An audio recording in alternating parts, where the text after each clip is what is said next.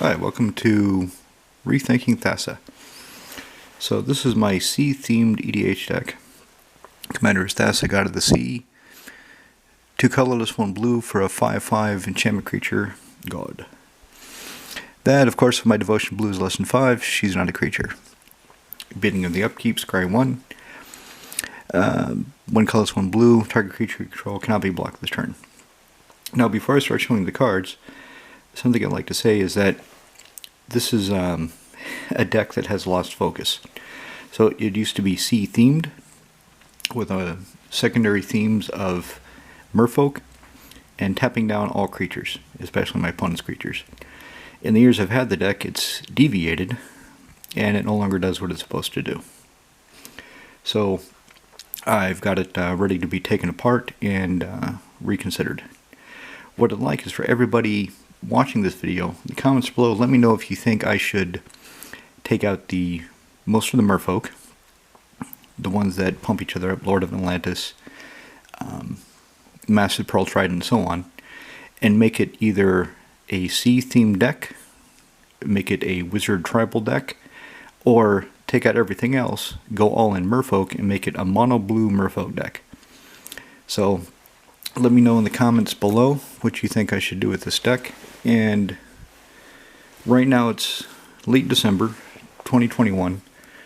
Probably about January I'll be looking at revising the deck, actually putting the cards in to make it more effective. So let's start with the artifact creatures. Even though it's not sea themed, I have a Walking Atlas, 2 for a 1/1 construct artifact creature. Tap it, put a land from your hand onto the battlefield. So what's great about the Walking Atlas, it does not have to be a basic land. So it's really good if I draw more cards that I can get them into play faster. Lightning Greaves, 2 colorless for an equipment, enchanted creature, enchanted. Equipped creature has Shroud and Haste. Of course, equipped 0. Sword of Feasted and Famine, 3 for equipment sword. Equipped creature gets +2/+2, protection from black and green. Whenever deals damage to a player, they discard a card and I tap all lands I control. Very nice. Equip 2. So the artifacts, the equipment, most of the artifacts, indeed, most of the equipment I'll probably keep in whatever form this deck takes. They're just very useful. Sword of Fire and Ice, 3. Equipped creature gets +2/+2, protection from red and blue. Whenever it deals damage to a player, I get to shock something and draw a card. Anybody who's played that or played against that knows the utility of Sword of Fire and Ice. Sword of Light and Shadow, one of the cheaper swords of the 3. So again, 3. Equipped creature gets +2/+2, protection from black and white. Whenever it deals damage to somebody, I raise dead and gain 3 life. Okay, another thing about this deck is I have a good suite of German cards. As I said in the videos, I like to either have 1 foreign card in the deck or a whole suite of them. With that said, there's a whole suite of German cards. So Armillary Sphere, 2 for an artifact, 2 sacrifice it, search labor for 2 basic lands, put them in your hand. So the Walking Atlas, I can put them in my hand and then put them into play. Caged Sun, since I want to make another mono blue deck, this will stay. 6. As in the battlefield, choose a color, blue. Creatures you control, the chosen color get +1/+1. Whenever I tap a land for the chosen color, I get another one. So the islands tap for 2. Crystal Shard, 3. 3 colorless or 1 blue, tap, return target creature to its owner's hand unless they pay 1. So this I usually use on my creatures. It's good on my opponent's creatures if they're tapped out and not paying attention. Otherwise, they see it coming and they'll pay for the effect of Fizzle. Elixir of Immortality, one of 2, in addition to Sword of Light and Shadow, ways the deck has of gaining life. So 1, 2, tap, gain 5 life, shuffle Elixir of Immortality and my graveyard into owner's library. The other reason this is here is if it's in play and somebody's going to Bojuka Bog me, I can, as an instant, shuffle my graveyard in the library, denying them the Bojuka Bog exiling effect. Expedition map. 1, 2, tap, sacrifice it, search the library for a land card, reveal it, and put it in your hand, then shuffle. Typically what this finds is Academy Ruins. Sometimes it finds something else, but Academy Ruins is most likely. Mana shots. So Mana Vault 1, tap it for 3. If you don't spend 4 during upkeep to untap it, it hits you for 1 point of damage. So Commander starting 40 life, getting hit a few times is no big deal at all. Nyx Lotus. 4, Legendary Artifact, comes into play tapped. Tap, choose a color, and I gain mana equal to my devotion to that color. Something I want to buy for this deck in probably February or March, once I've saved up a bit of disposable income for it, is an Invoke Prejudice, which would be really good in a mono blue deck. And of course, Nyx Lotus, it'll tap for 4 if I have nothing but the Invoke Prejudice out, which, if things work, I shouldn't. Oblivion Stone. 3, 4, put a fate counter on target permanent. 5, tap, sacrifice Oblivion Stone. Destroy everything that is not a land or does not have a fate counter on it, then remove all fate counters from all permanents. Last game I played, I kept resurrecting this with Academy Ruins, and what happened is I was playing against Wart, Boggart Aggro, and Elish Norn, mono white control, and I kept recurring this, blowing at the board, because I couldn't do much else. The deck was not working. It's too disjointed. And the game was a 3-hour stalemate. Everybody just said, I'm tired, I want to go to bed. Let's just all surrender at once. And so we did. And that was the end of it. Which really brought home the point that I need to rethink this deck. Sapphire Medallion, 2 blue spells cost, my blue spells cost 1 less to play. Sonnenring, or Sonnenring, actually. I don't speak German very well. 1, tap it, add 2 colorless mana to your mana pool. Thorian Dynamo, this could come out. It's not entirely necessary, and it doesn't come out as fast as Soul Ring or Mana Vault, and doesn't promise to give me a lot of colored mana as Nyx Lotus does. 4, tap it, add 3 colors to your mana pool. It'd be really nice to have a foil one of those, but I think they're about 150 euros now. Probably more. Tormod's Crypt. 0, sacrifice it, just exile somebody's graveyard. I did that to the Wart player, and he did not like it. But I didn't like what he was going to do. Vidalcan Shackles. 3, you may choose not to tap Vidalcan Shackles during tap step. 2, tap, gain control of target creature with power less than or equal to the number of islands you control, as long as it remains tapped. So this will be staying in as well, in whatever configuration I go with. Tamio the Moonsage, so she starts to show the tap down sub-theme. 5 for 4 loyalty Planeswalker. Tap target permanent, it doesn't untap during opponent's next untap step. -2, draw a card. For each tap creature target player controls. So, and that's really what she's there for. Tap down some immediate threat and draw me a bunch of cards. The ultimate, you get an emblem with you have no maximum hand size. Whenever a card is put in your graveyard from anywhere, you may return it to your hand. I've never done the ultimate. You'll hear me say this a lot about my Planeswalkers. Usually the first or second ability is what they're in for. I think most people are in the same boat as I am with that. Teferi, Temporal Archmage. Yeah, definitely another one where the second ability is the most important for me. 6 for 5 loyalty Planeswalker. +1, look at the top 2 cards library. Put one in your hand, the other on the bottom of your library. So, kind of like scrying. -1, tap up to 4 target permanents. So, great with the mana artifacts. Good with some of the creatures, as you'll see. -10, you get an emblem with you may activate loyal abilities of Planeswalkers you control at any player's turn, anytime you can. Okay, I've never done that before, and I even forgot exactly what it did. And he can be the commander, but he's not going to be. Sorry, Teferi.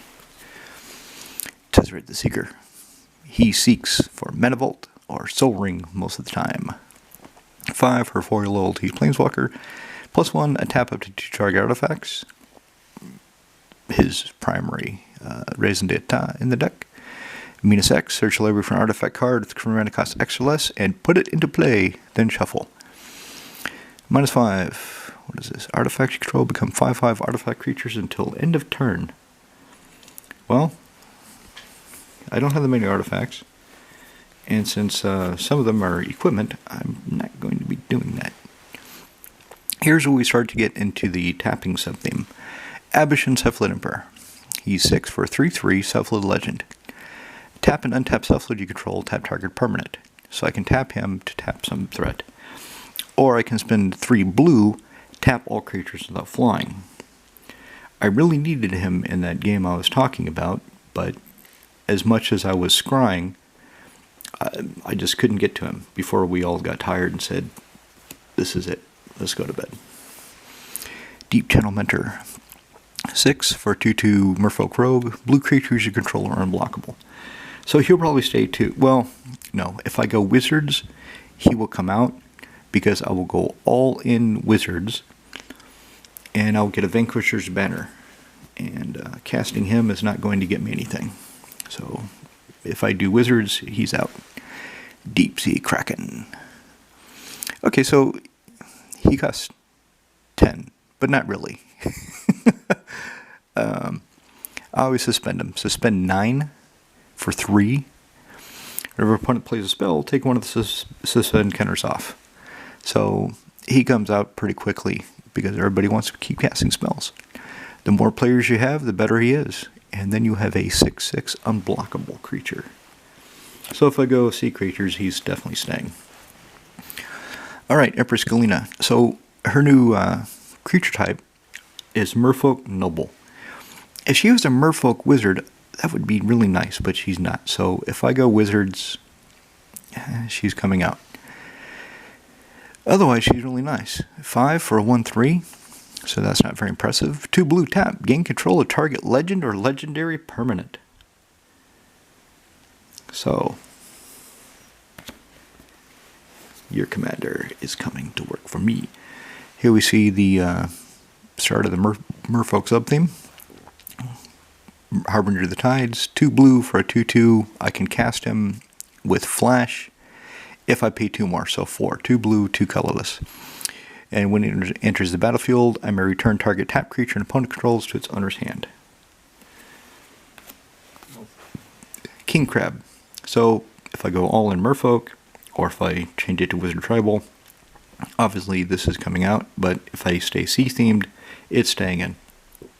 One of the notable things about this card is it's now 80 euros, and I don't really know why. So I asked Reddit, and Reddit said, well, it's because some YouTuber a year or so ago featured it. So then a bunch of people bought them up, and the price jumped for foils. Okay, that's not really a satisfactory answer, but fair enough. And low supply. That's really what it comes down to with any of these old foils. Why are they expensive? Because there aren't that many. Okay, yeah, sure. Anyway, 6 for 4/5. 1 colorless and a blue. Put target green creature on top of its owner's library. So if I go sea creatures, I'll probably put in a distorting lens in order to make him more effective. Because right now, I don't have anything that changes the color of a creature. But so many people play green, it's usually quite useful anyway.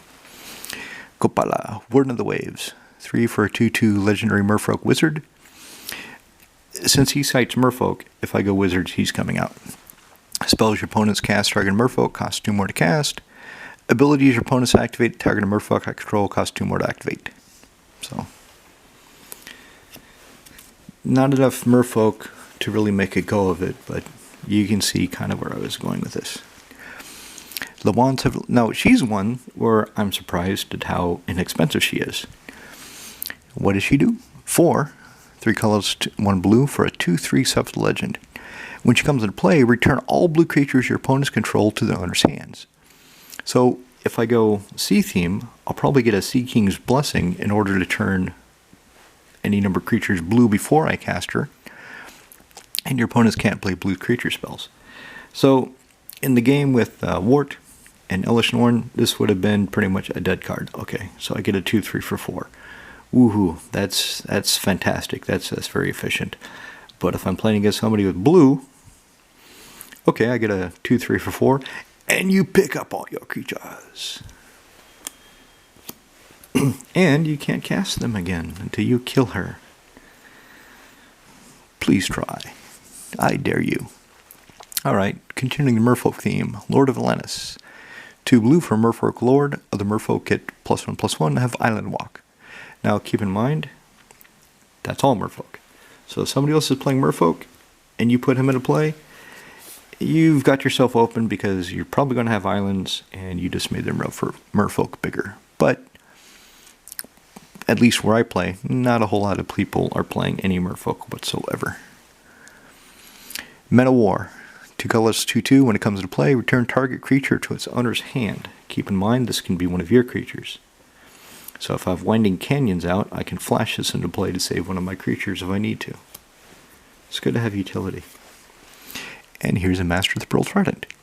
So basically it's Lord of Atlantis, but it says other Merfolk creatures you control get +1/+1 and Island Walk. Master of Waves. I love the surfer altars that I've seen, where they put a Hawaiian shirt on him, have him standing on a surfboard. It's pretty cool. So 3 and a blue for 2/1 with protection from red, which actually would have been really nice in the Game of the Wart, but I didn't see him. He was near the bottom. Elemental creatures control get +1/+1. How is it relevant? Because when he comes into play, you put a number of 1/0 blue elemental creature tokens on the battlefield equal to your devotion to blue. So you want to be really devoted to blue. Merfolk Sovereign. 1 and 2 blue for a 2/2 Merfolk. Other Merfolk creatures control get +1/+1. No Island Walk, but you can tap her and target Merfolk creature is unblockable this turn. Is that a her or a him? Looks kind of like a her, the way she's dressed. We'll just call it her. Merfolk Trickster. 2 blue for a 2/2 Merfolk Wizard with Flash. When she enters the battlefield, tap target creature an opponent controls. It loses all abilities until end of turn. So you're beginning attack to the big flyer. It flashes into play, take away the flying, block it, kill it, done. Alright, before I continue, it looks like the camera's about to shut off, so let me start part 2.